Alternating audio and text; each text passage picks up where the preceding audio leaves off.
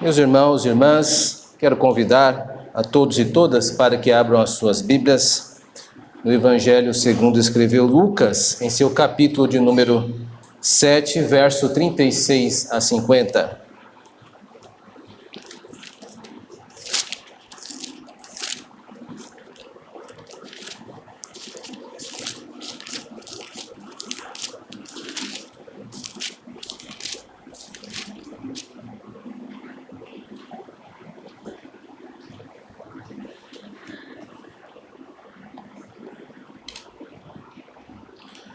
Lucas capítulo 7, verso 36 ao 50 diz assim: Convidou-o um dos fariseus para que fosse jantar com ele. Jesus, entrando na casa do fariseu, tomou lugar à mesa. E eis que uma mulher da cidade, pecadora, sabendo que ele estava à mesa na casa do fariseu, levou um vaso de alabastro com unguento.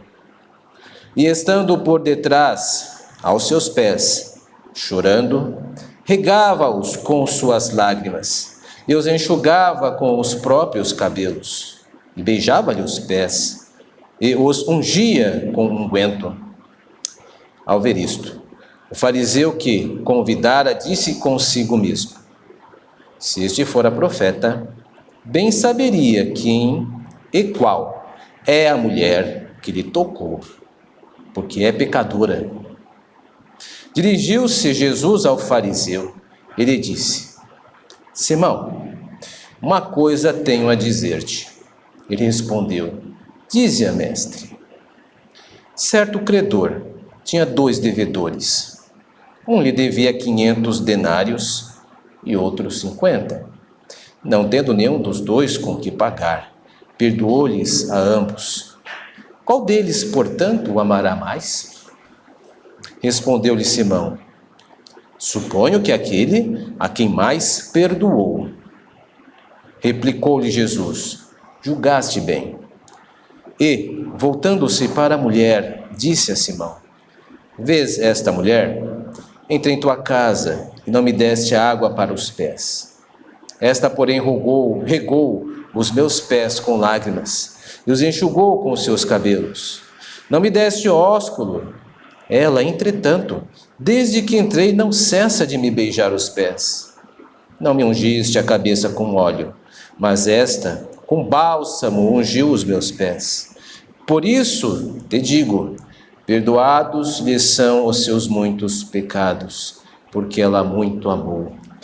Mas aquele a quem pouco se perdoa, pouco ama. Então disse a mulher: perdoados são os teus pecados.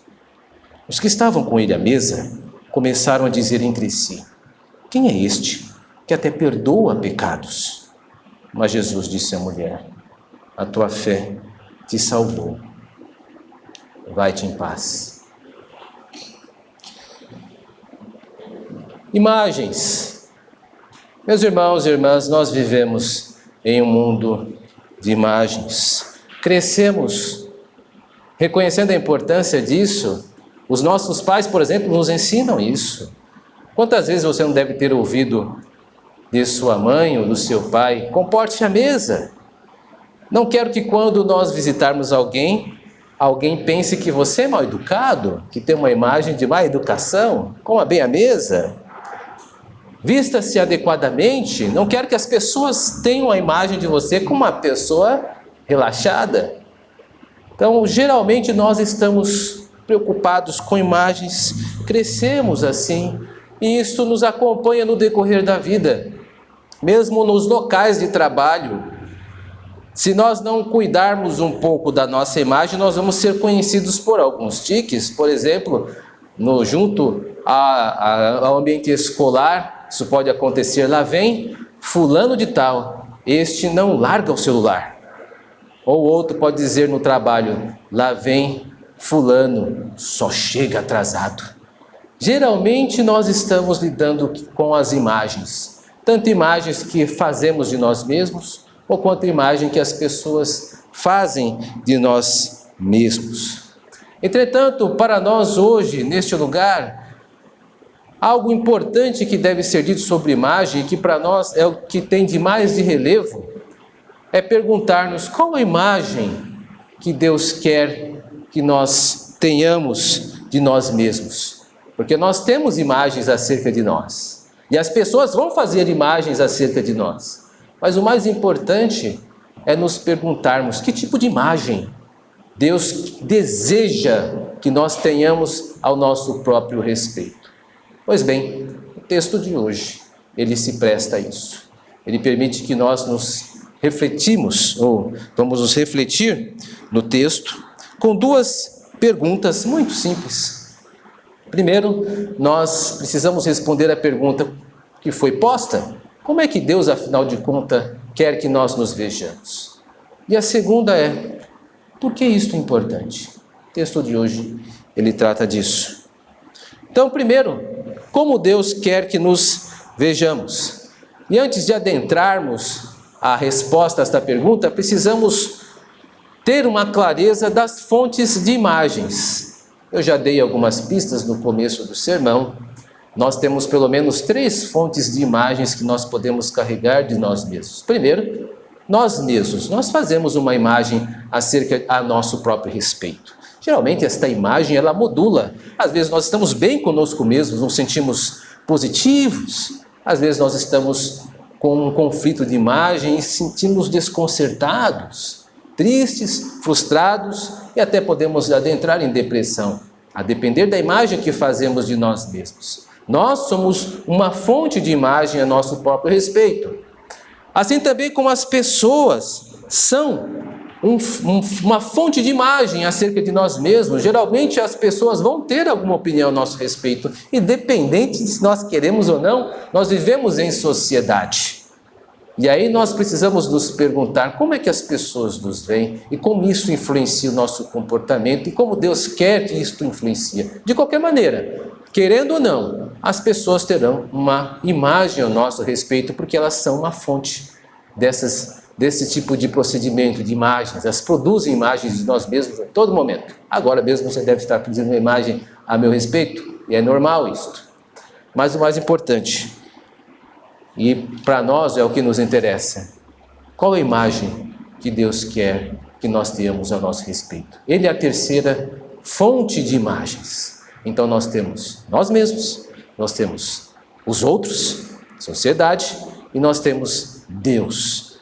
Essas 3 são as fontes de imagens e nós precisamos nos focar mais na terceira, naquilo que Deus quer que nós tenhamos ao nosso próprio respeito. Mas precisamos reconhecer que as outras 2 existem e elas estão interagindo entre si. Nesse texto nós vemos isso. Então eu chamo a atenção para a primeira fonte de imagem de nós mesmos e nós somos apresentados logo nesse texto que eu li acerca de Simão.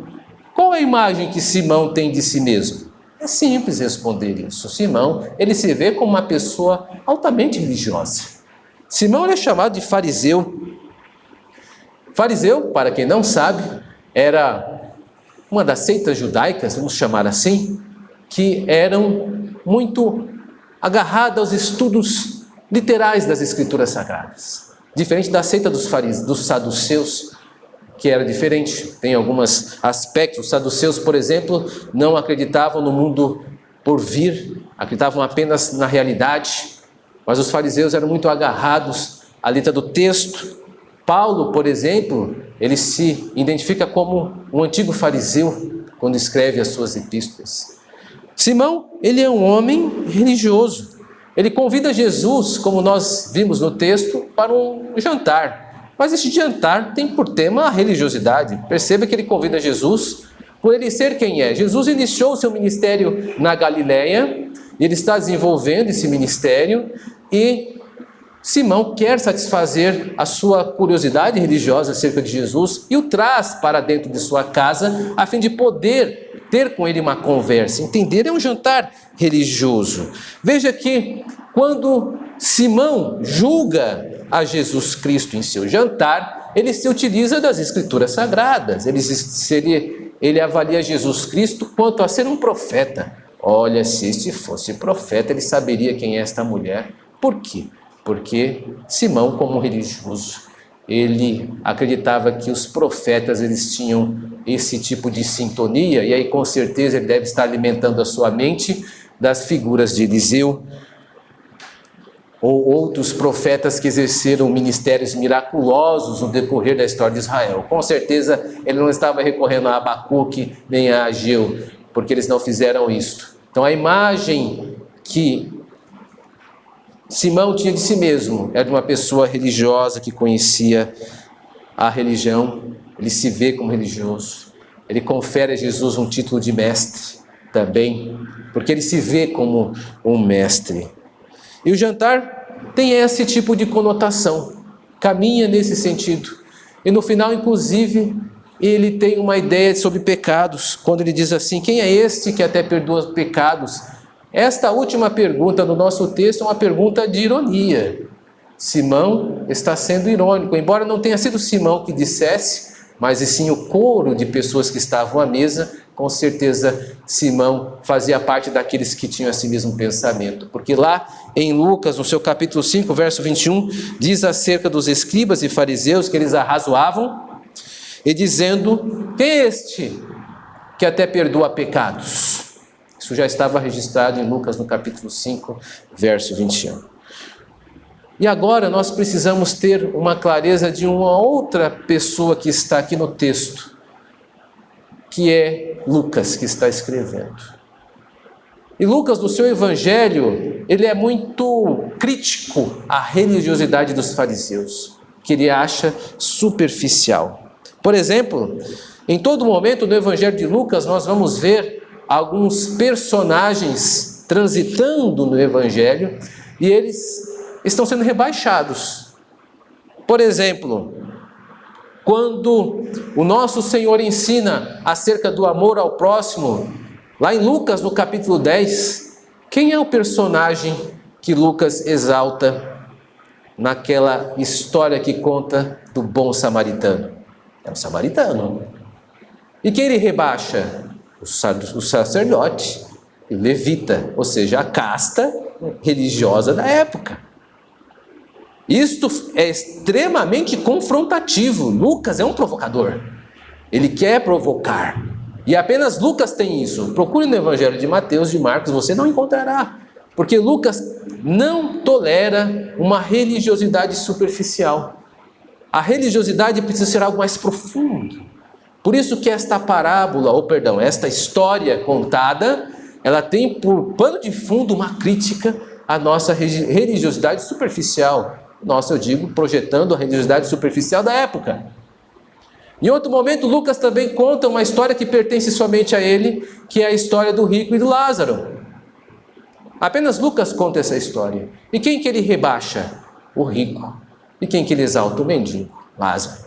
Isso na sociedade israelita da época era uma provocação tanto, porque os judeus tinham na mentalidade de que as pessoas ricas eram pessoas abençoadíssimas. Tanto é que quando Jesus Cristo reprova o jovem rico, dizendo: olha, dificilmente um rico entrará no reino dos céus, Pedro se escandaliza dizendo: Senhor, então quem há de salvar-se? Uma vez que as pessoas abençoadas não vão entrar no reino dos céus, porque na mentalidade judaica de Pedro, o rico era abençoadíssimo.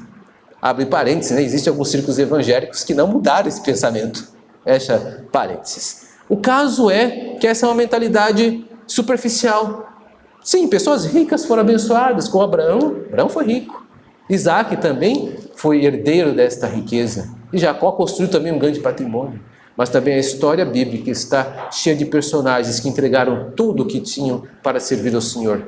Como o profeta Jeremias, que entregou toda a sua vida, inclusive a possibilidade de constituir família para servir ao Senhor. Como o profeta Ezequiel, que entregou até mesmo o seu próprio cônjuge, foi morta, para que o seu ministério encontrasse eco em Israel, pelo próprio Senhor que retirou dele a delícia dos seus olhos, palavras do profeta Ezequiel. Enfim, Lucas ele não tem paciência com a superficialidade religiosa, e esse texto que nós estamos lendo trata acerca disso. Nós estamos encontrando Simão, mas esse Simão ele está sendo retratado como uma pessoa religiosa e superficial.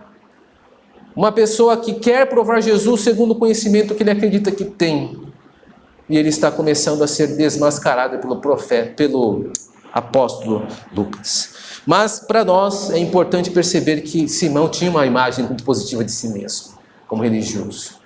Em contrapartida, um outro personagem que nós encontramos nesse texto é a mulher, simplesmente chamada a mulher.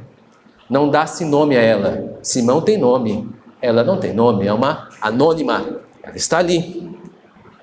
E ela é retratada como uma pessoa que tem uma opinião muito baixa acerca de si mesmo. O próprio texto mostra isso. Aquela mulher é vista como uma pecadora. Logo, Lucas nos informa isso no versículo 37. Ela é mulher pecadora. Simão chama ela de pecadora. Olha, se esse fosse profeta, saberia que a mulher que toca é uma pecadora. E até mesmo o nosso Senhor Jesus Cristo diz que aquela mulher é uma pecadora, por diz, perdoados são seus muitos pecados. Então aquela mulher, ela não é uma pessoa que tem uma opinião muito positiva acerca de si mesma. Então nós encontramos duas pessoas com extremos, um com uma imagem muito positiva de si mesmo, Simão, e outra com uma imagem muito negativa de si mesmo, a mulher. E nós temos também os outros como uma fonte de imagem aqui. Não se engane, Simão é retratado como uma pessoa civilizada. Ele promove um jantar. Simão é um homem de bens, ele pode promover um jantar para convidar várias pessoas. Então a visão social apresentada nesse texto mostra que a sociedade aprova Simão. Simão ele tem a aprovação da sociedade. Ele é uma pessoa que tem um bom trânsito. Já a mulher, ela é retratada como uma pessoa incivilizada. Entra no jantar sem ser convidada. Começa a usar extravagâncias no jantar. Desamarra os seus cabelos. Toca em Jesus Cristo. Não passa isso despercebido, porque as sociedades orientais, elas são extremamente cuidadosas em relação à mulher tocar o homem, mas esta mulher é retratada como uma pessoa que não tem medidas. Ela mesma vai, derrama um bálsamo que custa, segundo o texto bíblico, 300 denários. Esse era o preço mais ou menos da época, eu não estou aqui especulando, isso está em João capítulo 12, verso 5, o mesmo procedimento ocorre em outro momento, em outro evangelho, mas o alabastro ele tem mais ou menos este valor, e 300 denários significa um dia de trabalho. Aquela mulher derramou um perfume nos pés do Senhor que custou um ano de serviço, livre, um ano livre, tá? Ou seja, isso quer dizer que se ela não tirasse nada para comer e beber, durante um ano ela poderia usar aquele perfume, comprar aquele perfume. Obviamente ela não comprou durante um ano, ela acumulou muito, aquele perfume era caríssimo. E a sociedade vê aquela mulher como uma mulher extravagante, uma mulher incivilizada, entra sem ser convidada. Pois bem, essa visão que eles têm. Mas aí vem a pergunta mais importante do texto, e agora que eu peço redobrada atenção a esse sermão. Como Deus vê? Como Deus vê a ambos? Primeiro, o nosso Senhor Jesus Cristo, ele observa a situação e conta uma parábola. Nós temos uma história e dentro da história uma parábola. Ele apresenta a imagem de Deus. Como Deus é apresentado? Deus é apresentado como legítimo credor. É Ele que dá os dons. A um dá 500, a outro dá 50.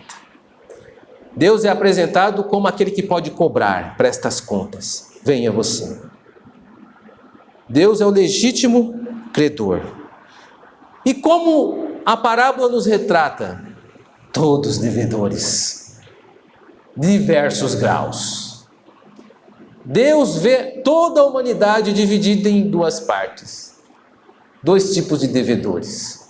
Os devedores que pensam que devem pouco, retratado com aquele de 50. E aqueles que sabem que devem muito, retratado como aqueles que estão devendo 500 denários.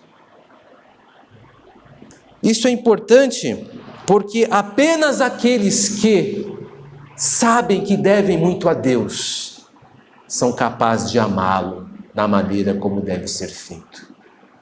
Aqueles que pensam que pouco devem, não conseguem amar a Deus adequadamente. Esta é a grande tom deste texto. Esta é a grande verdade que o texto está expondo. E a todos nós nos questionando: quem é você? Você é um devedor, isso não tem dúvida. Mas você faz parte de que grupo? Daqueles que pensam que devem pouco? Ou daqueles que sabem que devem muito? Como é que eu vou descobrir isso?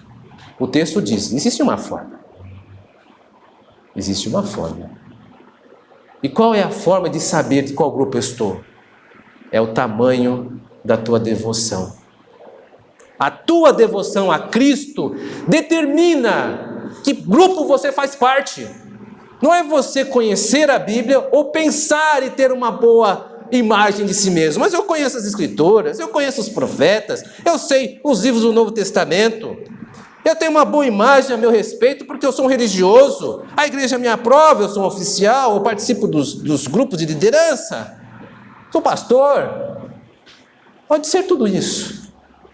Não basta. Qual é o tamanho da tua devoção? Você realmente está devotado ao Senhor? Nos seus momentos mais íntimos e secretos, é Ele o teu Deus. Quando você está sós no teu quarto, é Ele o teu Deus. Quando você tem que decidir se vai dar uma esmola ou não, porque alguém pediu e você sabe que aquela pessoa está precisando. Ele é o Senhor o teu Deus quando você precisa perdoar, embora não queira. Qual é o tamanho da tua devoção? Esse é o grande questionamento desse texto. Porque aquele Simão tinha uma grande opinião a seu respeito. Em contrapartida, aquela mulher tinha uma péssima opinião a seu respeito. E é ela que recebe toda a atenção. Por quê? Porque a grande devoção dela é usada como mensagem de Jesus para aqueles homens que estavam na mesa. Aquela mulher amou, ela age com muito amor a Cristo. Ela demonstrou isso. E a devoção dela é maior que a imagem que ela tem de si mesma. Ela se viu como uma pecadora indigna, mas ela passou por cima disso, venceu barreiras, venceu distâncias. Ela derrubou as paredes sociais, meus irmãos e irmãs. Ela entrou sem ser convidada, mas ela disse: Jesus Cristo está lá. Eu sou desesperadamente devedor, eu preciso ir lá. Não importa o que os outros pensem de mim, não são eles que vão medir minha devoção, é Cristo. E isto a impulsionou a quebrar as regras sociais, porque quem ama ao Senhor Jesus Cristo está preocupado sobretudo sobre a opinião de Cristo a respeito dele, e não dos demais. As outras pessoas diminuem quando nós temos uma preocupação sobre o que o Senhor pensa de nós. Agora, o inverso também é verdade. Quando nós nos importamos mais com a nossa opinião a nosso respeito, ou até mesmo com o que os outros vão pensar, nós diminuímos a importância de Deus. Nós precisamos nos preocupar o que o Senhor pensa a meu respeito. Aprova o Senhor minhas decisões no meu trabalho? Aprova o Senhor o meu comportamento com as pessoas do sexo oposto? Aprova o Senhor o meu comportamento em relação à administração das minhas finanças? É o Senhor que deve ser satisfeito. Este é o tamanho da tua devoção. E é nessas ações que você vai demonstrar se de fato você sabe que deve muito a Deus. Porque aquele que deve muito a Deus fará do Senhor a sua régua. E eu vou me devotar muito, porque o Senhor me deu muito, me deu a salvação, regenerou-me. Eu experimentaria o inferno, eu experimentaria dor eterna, mas o Senhor me trouxe para si, eu devo muito a Ele. Então por isso eu vou me dedicar muito à sua causa, porque eu sou um grande devedor. Agora, aqueles que pensam que devem pouco, não é este pregador que irá convencê-lo do contrário, porque o seu coração está empedernido. Veja, meus irmãos, como Deus quer que nos vejamos então, para responder à pergunta inicial. O texto já responde por si só. Deus quer que nos vejamos como devedores dele. Nós somos seus devedores. Devedores e ao mesmo tempo perdoados, porque o Senhor nos perdoou os pecados em Cristo Jesus. Entretanto, nós pecamos ainda hoje e pecaremos amanhã. Mas o sacrifício de Cristo é eficiente para que nós sejamos perdoados. Mas o nosso estado é de devedor. Eu preciso me ver assim, porque quando eu me ver como uma pessoa plena, eu então começaria a tratar as pessoas e rebaixá-las, assim como Simão fez. Todas as vezes em que eu tenho orgulho espiritual, os outros parecerão pequenos, serão coadjuvantes da minha história. Não, a história não é minha, nem tua. A história tem dono. A história tem dono e o dono da história é Jesus Cristo. Ele é o protagonista. Eu sou coadjuvante, que nem você. E nós dois, como coadjuvantes, nós vamos apoiar a atuação do principal ator da história, do drama da história, que é Jesus Cristo. Com as nossas ações, nós vamos trabalhar juntos para que o nome do Senhor Jesus Cristo seja glorificado em todo o tempo com as nossas ações. Assim que funciona. Portanto, esta é a grande mensagem. Como Deus quer que nós nos vejamos, meus irmãos e irmãs. Deus deseja que nós nos vejamos como devedores dele. Nós somos devedores, e não pequenos devedores, grandes devedores. Porque o amor, ele segue o perdão, e não o contrário. Se você amar muito ao Senhor, é porque você sabe que foi muito perdoado. Se ama pouco ao Senhor, é que você não tem valorizado o perdão de Cristo. E por que Deus quer, respondendo agora à segunda pergunta do início, e por que Deus quer que nos vejamos como devedores? Por vários motivos, os quais eu elenco apenas alguns que nós encontramos nesta história. Deus quer que nós nos vejamos como devedores, porque esta é a nossa condição sine qua non, podemos dizer. Sine qua non é indispensável. Essa é a nossa condição indispensável. Nós não temos como não nos ver de outra maneira. Nós somos devedores e devedoras. Nunca somos o inverso. Nós nunca somos os credores. Deus quer que nós nos vejamos como devedores, porque é isso que de fato nós somos. E a humanidade, nesse texto, ela é dividida em dois grupos de devedores. E nós devemos fazer parte do grupo da mulher que sabe que deve muito. Deus quer que nós nos vejamos como devedores, porque se nós não conseguimos ver-nos como devedores, não vamos conseguir amar o Senhor como Ele precisa ser amado. Eu preciso me ver como homem em falta, como alguém sempre em falta diante de Deus. Porque ao fazer isso, eu sempre me aproximarei com humildade e humilhação. Todos os santos que se aproximaram muito de Deus no Antigo Testamento, e até mesmo no Novo, sempre se viram como pessoas que não estão à vontade. Quando Isaías se aproximou de Deus, disse: ai de mim, eu vou morrer, porque eu sou um homem de lábios impuros que vive em meio de pessoas de impuros lábios. E o Senhor: não, toco na tua boca com brasas de fogo.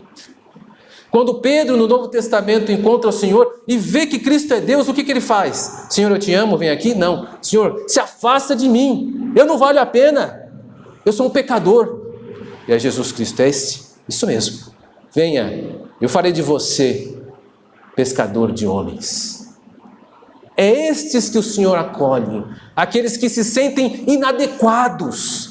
Por isso precisamos tomar muito cuidado com os pensamentos que circulam no meio evangélico, que tem uma ideia diferente acerca de Deus. Sempre nos aproximaremos do Senhor com esta clareza, que nós somos de fato inadequados. Estamos diante de um grande Deus que se revela, mas ao mesmo tempo está abscôndido, como Isaías 45, verso 15 diz.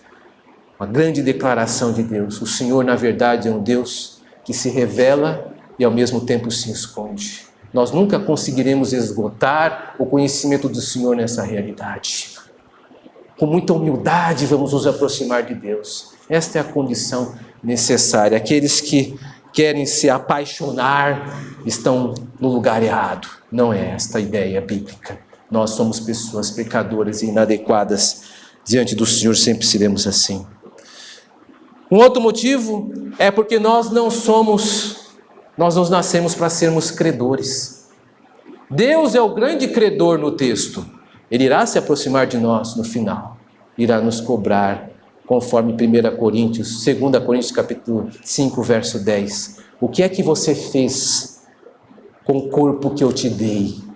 Você agora prestará contas no dia do juízo sobre as suas ações, sobre os seus pensamentos, sobre as suas palavras. Você irá prestar contas do que fez com o teu corpo nesta terra. Ele é o grande credor. Nós não somos feitos para esse tipo de comportamento. Simão tem um comportamento de credor no texto. Quem é esse Deus, esse Jesus? Se fosse profeta, saberia quem tocou nele. Quem é esta mulher para adentrar meu jantar? Esta é uma atitude de credor, arrogante e presunçosa para com Deus e para com os outros. É a mesma disposição que as pessoas que não conhecem as Escrituras têm. Nós enfrentamos vários tipos de infortúnios nessa vida, desastres. E ninguém está aqui subestimando desastres. Os desastres magoam, nos humilham. Nós sabemos agora há pouco de Petrópolis que aconteceu. Mas devemos tomar muito cuidado, porque algumas pessoas se dão a liberdade de dizer assim: onde estava Deus quando isso aconteceu? Nós não temos autorização para cobrar a Deus das suas ações. Eu não sou credor de Deus. Muito cuidado para que os nossos sentimentos não deem vazão a heresias. O Senhor é o grande credor. Eu não fui posto para colocar Deus no banco dos réus. Eu sou réu, não Deus. Então, muito cuidado pelos sentimentos que às vezes tentam se autorizar a julgar a Deus. A igreja não faz isso. Quando Pilatos matou pessoas, galileus, isso está lá em Lucas capítulo 13, quando Pilatos matou galileus e misturou o sangue deles com sacrifícios dentro do templo.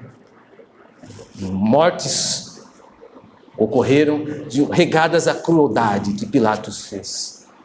Levar esta informação ao Senhor Jesus Cristo, para ver a reação dele. O que o Senhor diria? E Jesus Cristo diz: olha, vocês pensam que são mais pecadores são menos pecadores do que aqueles homens? Que aconteceu terríveis tragédias àquelas pessoas porque elas mereciam mais? De forma alguma.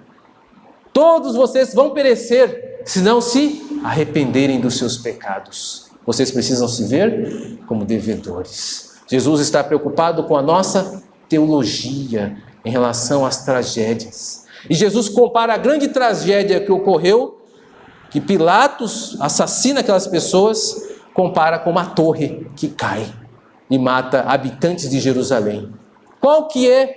O que liga esses dois exemplos? Os desígnios do Senhor.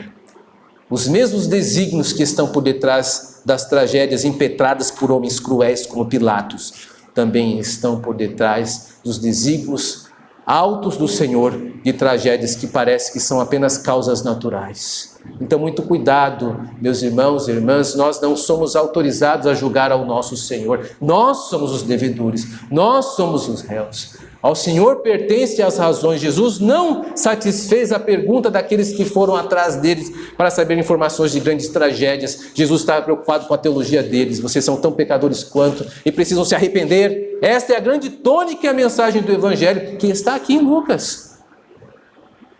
Aquela mulher se arrependeu e por isso ela foi perdoada. E este é um outro motivo. O Senhor quer que nós nos vejamos como pecadores, porque Ele quer que nós terminemos bem a nossa história. Como é que termina a história de Simão, o credor?